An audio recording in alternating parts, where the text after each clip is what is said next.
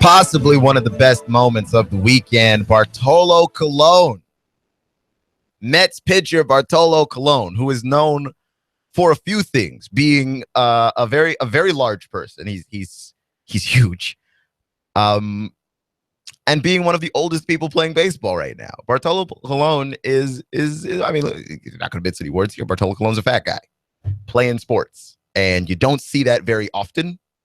You see it more often in baseball, possibly, than any other sport. But like when you say that a guy is like out of shape, like we used to talk about Baron Davis being out of shape back in the day, or Eddie Lacy showing up and people are saying he's out of shape in Green Bay, or Trent Richardson after leaving Alabama. That's basically been his thing in the NFL, is that people are like, that dude's not in shape. That dude is not in shape. And I'm like, okay, he's not in shape for like a football player. He's not out of shape. Bartolo Colon is actually out of shape. Okay, like if you showed a picture of Bartolo Colon to a person on the street, they would not believe that he was actually a baseball player or an athlete of any kind. That man doesn't look like an athlete. That's not an athlete's body. Okay, that's a couch potato's body. That is a man. That is a fat man. Okay, did not mention mincing words on this one. On top of that, Bartolo Colon is 43 years old. And so, like, the unexpected happened, okay? Bartolo Colon is at the plate, and I wish I even knew who gave up the shot, but, like, Bartolo Colon hits a home run. And I think the moral here, boys and girls, is follow your dreams. Anything is possible, because Bartolo Colon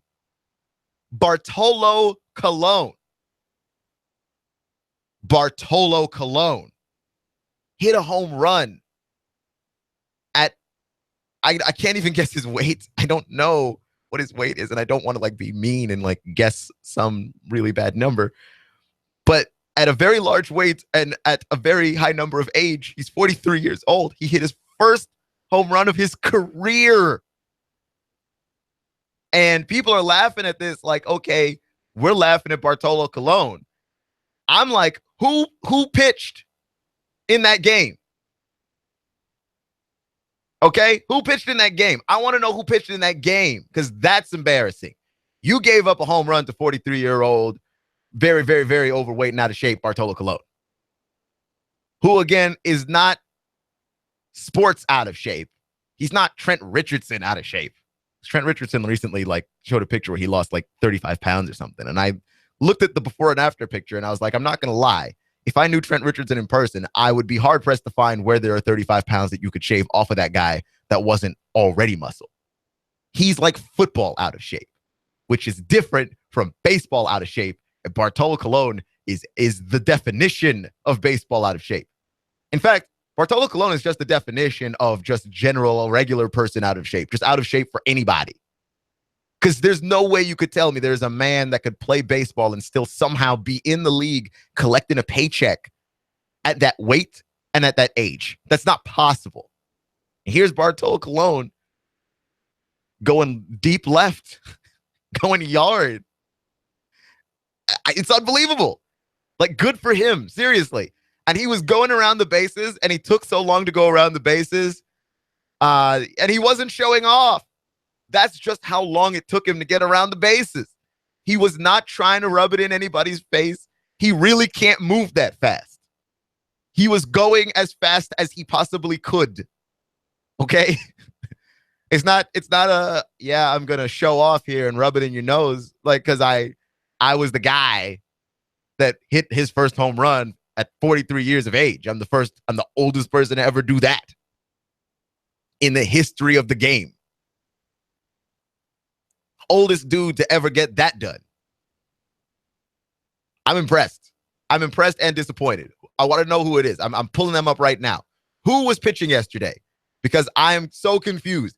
And I like the commentators, calling the game, and they're saying anything is possible. Basically, Bartolo Colon proved that anything is possible by hitting that home run.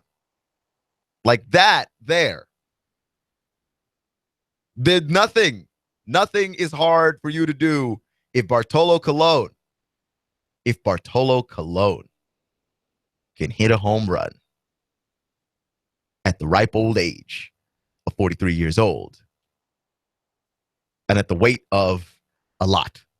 That's where I'm going to go. I'm going to go tactfully on that one because we could do this with a lot less tact, but I want y'all to like me. And there's no reason why we have to go classless on this one. I'm just amused. I find this, it's not amusing in and of itself. Who was pitching yesterday? Because I'm concerned. Matt Harvey was pitching, but did Matt Harvey throw the pitch that got Bartolo Colon a home run? That's the deal here. See, going through it. Man, I mean, these baseball recaps are just long. Why talk about anybody else? Bartolo Colon hit a home run at 43 years old. That's amusing to me, the way that's written down. Why talk about anybody else? Talk about burying the lead on this one. Talk about burying the lead. The lead here should be Bartolo Colon, biggest man in majors and also oldest man in majors, homers. They didn't mention Bartolo Colon. All right, well, I'm just going to chalk that one up to Matt Harvey. You can't be giving up home runs to Bartolo Colon, man. Nobody in his entire career had given up a home run to that point. In Bartolo Colon's whole career. And if you go back and look at younger pictures of young Bartolo Colon, in case you forgot what it looked like, that was a much more fit version. That's a guy that could have been an athlete there. Young Bartolo Colon. But what ends up happening, of course, is that it looks like older Bartolo Colon ate about 2 of younger Bartolo Colon to be where he is at. And it's amazing to me that he is playing sports. Okay? And it's rude and it's not very nice, but I'm amazed. Like, Google Bartolo Colon right now and tell me that is not ridiculous. Just do it. Just do me that one favor. I'm not asking you for any more favors ever again. Do me this one favor and Google Bartolo Colon and tell me that is not ridiculous, that man is A, still playing baseball, and B, that he homered off of anybody. Bartolo Colon shouldn't homer off of me, and I can't pitch. Okay? I tried to pitch in high school, and I tried every position at baseball in high school, and I was not good at any of them. I did, in fact, not make the team. So I can't play baseball. Love baseball. Can't play baseball. Bartolo Colon shouldn't homer off of me. All right? You're listening to AM 1240 Hot News Talk Radio, Clutch with Keon Rose. Want to talk about the Atlanta Hawks. I want to talk about fixing this team, or at least gearing this team up to win a championship. If your goal is to be a perennial playoff team, the Hawks don't have to change anything, right? Like, they're good enough to make the postseason year after year after year. Never get out of the at least they'd go no farther than the Eastern Conference Finals, where possibly they would just run into Cleveland some more, and LeBron would do to them what he always does to everybody in the Eastern Conference, which is dominate them. Okay, that the last however many years of Eastern Conference basketball, a team that has had LeBron James on it has represented the Eastern Conference in the postseason, in the playoffs, in the NBA Finals. That's the prerequisite to coming out of the Eastern Conference, is have LeBron James. Because if you don't have him, you're not going. The rest of us have resigned ourselves to this, and you just try and make the playoffs every year. Really, foreseeably, and then you run into LeBron and you hope that you've got a prayer to stop him. But the Hawks, for the second straight year, have been swept by LeBron James. Now in the Eastern Conference semifinals, before in the Eastern Conference finals. And you have to look at this team and go, what is there to fix? Because at first you thought you could rely on Kyle Korver as a reliable piece as of 2 years ago, but he's regressed a little bit, as age does to everybody. Age pulls everybody back, and Kyle Korver's just getting older. It's just, he's running through all those screens, And part of it is he didn't have as much space this year as he did last year. And you have to wonder, can Kyle Korver be a starting offensive piece for you going into next year? I don't see why not. I understand that there's a regression there, but he's not like coming off. Like, I don't think you should just relegate him to coming off the bench because A, who are you going to replace him with? B, who are you going to replace him with? Like, it's hard to say, like, yeah, let's just shuttle this guy off to the bench. He should be a bench player. Okay, cool. Who's your starter? Because if it's not anybody else, if you don't have any other suggestions, and it's not like Korver is bleeding points on defense, that dude should start for you. He had a shooting slump earlier in the season that he did eventually break out of. I don't think Korver's your problem here. In fact, I don't think anybody's your problem here. I think you don't have a legitimate three that can stop or slow down LeBron James at all. And it's really hard to find one of those. You've got Jeff Teague. You've got Dennis Schroeder. Find a way to flip one of those pieces into something, because the NBA guards are a dime a dozen. You can find a bunch of those nice guys. You can find a bunch of those guys that are really, really cool. It's okay. I mean, you can find those guys. They exist. But what you can't find is that three spot as easily. That elite three spot. Okay, people are talking about how the NBA is swinging back towards the big men because you've got guys like Karl Anthony Towns that can shoot from long distance but can also post up, and Anthony Davis who does the same, and LaMarcus Aldridge who does that. And you know what? I don't think the NBA is going back big. I think the NBA is attracting versatile bigs because that's how those guys are going to stay out on the floor. That's how those guys are going to play and continue to exist in this league. But I don't think that the NBA is swinging back big. I think that the three, that small forward position, and possibly because of LeBron James and to a lesser extent Kevin Durant, like that position there, you need a guy that can, at the very baseline, defend that position. Okay, which is why even though Charlotte, didn't get a great pick in Michael Kidd-Gilchrist, they got a decent pick because Michael Kidd-Gilchrist can defend that position fairly decently well. You got to be able to defend LeBron. And we had that in Atlanta in a guy in Damari Carroll. He was that guy. He had the size and the versatility and the general strength and speed, not to stop LeBron, but you could slow him down and then make the other guys beat you without having to double team LeBron. Okay, Damari Carroll played out of his mind in Atlanta, got a deserved big contract in Toronto. He's been injured, so we haven't been able to see him live up to that as yet. But Atlanta hasn't been able to replace that Damari Carroll type guy.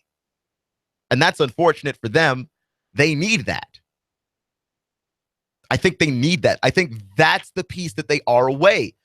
I wouldn't worry so much about trying to try and fix what's going on with Horford, Millsap. You could bring in another big. There's going to be enough bigs, I think, in the free agent market for you to try and pull in. But I just don't see it in a situation where we're going after a Horford replacement or we're going after trying to get a big man here. I don't think that's a great decision. If you draft one of those guys, fine.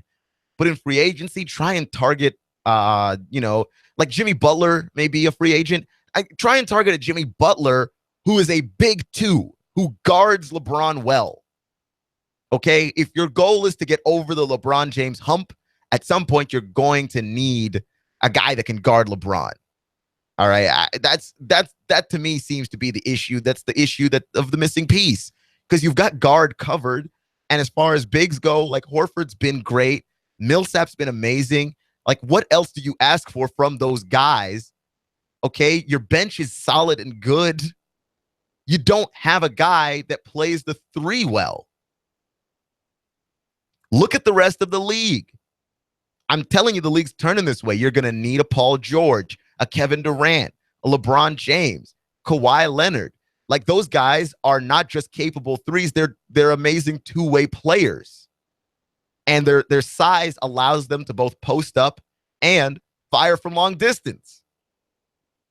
That's the kind of guy you need to target. Jimmy Butler works because even though he's a two, he plays like a three. He's big for a 2. So when he posts up, it's over. He goes up against a smaller guy, it's over. And he's big and strong enough to defend the Durants of the world, the Paul Georges of the world, the LeBron Jameses of the world. And seeing as how LeBron James is what's stuck in your craw, you need to figure this out.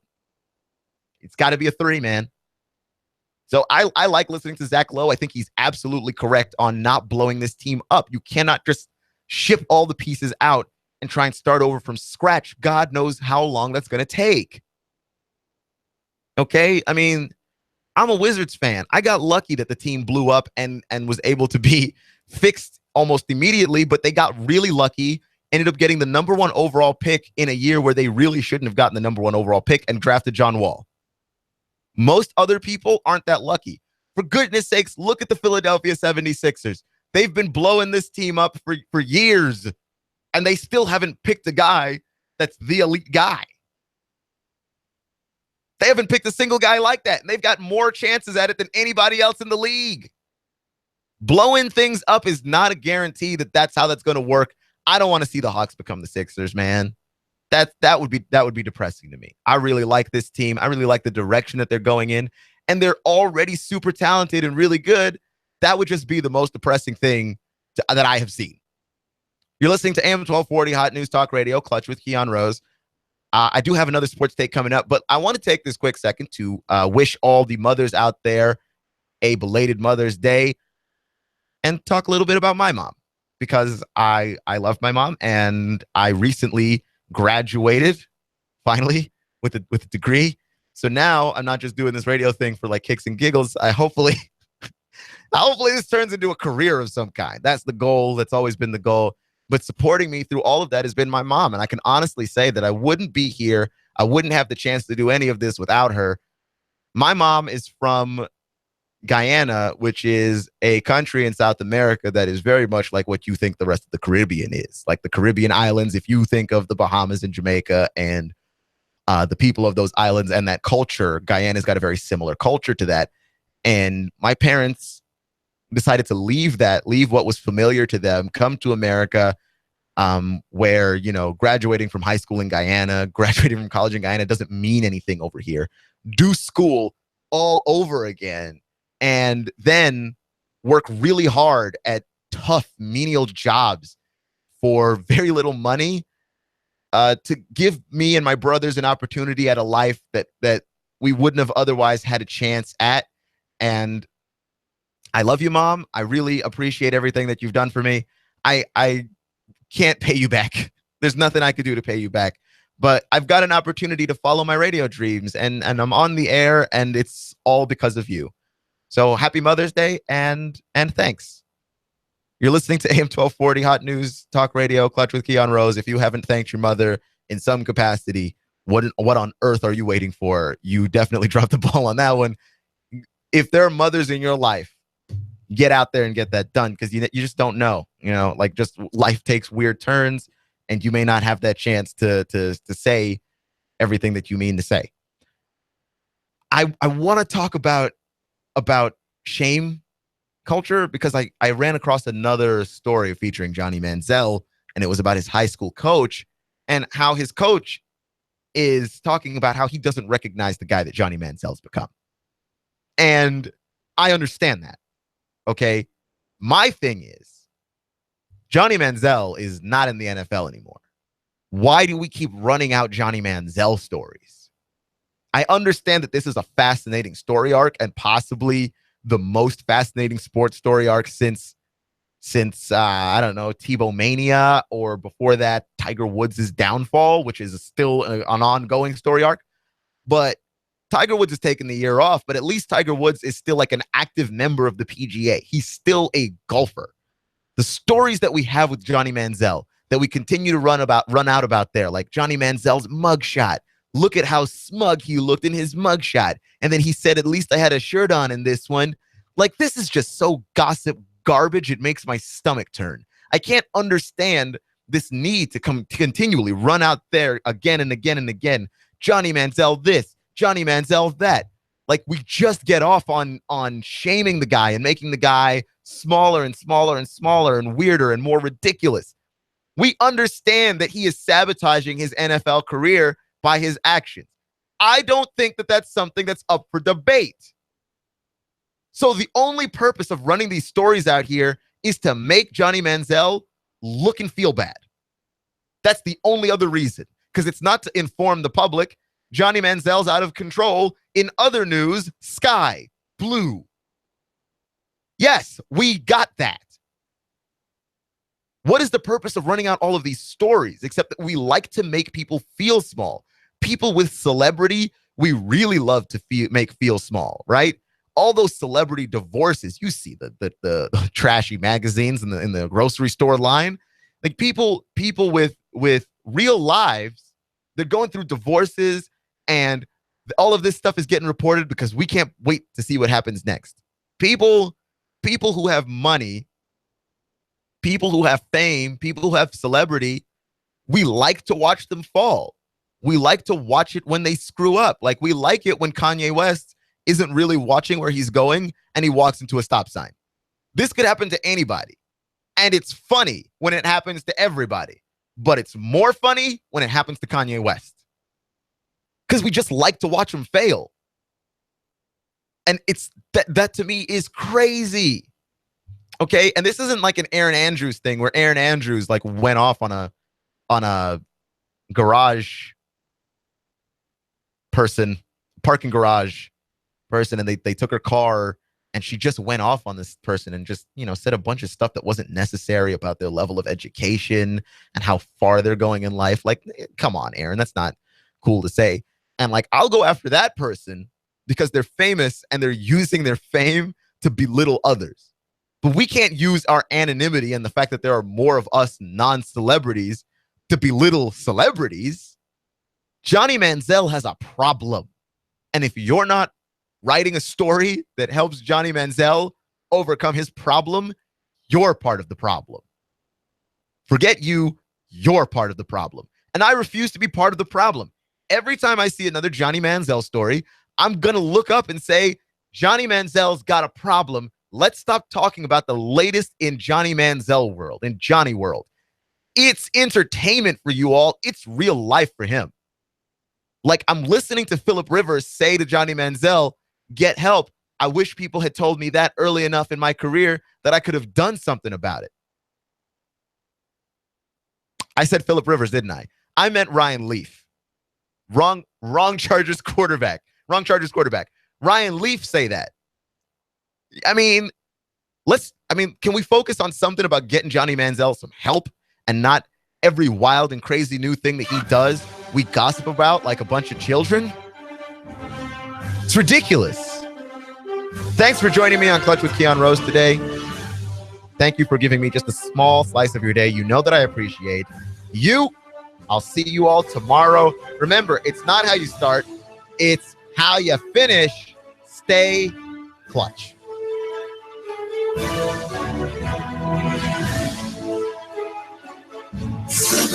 You give us 12 minutes and 40 seconds, we'll give you Chattanooga and the world.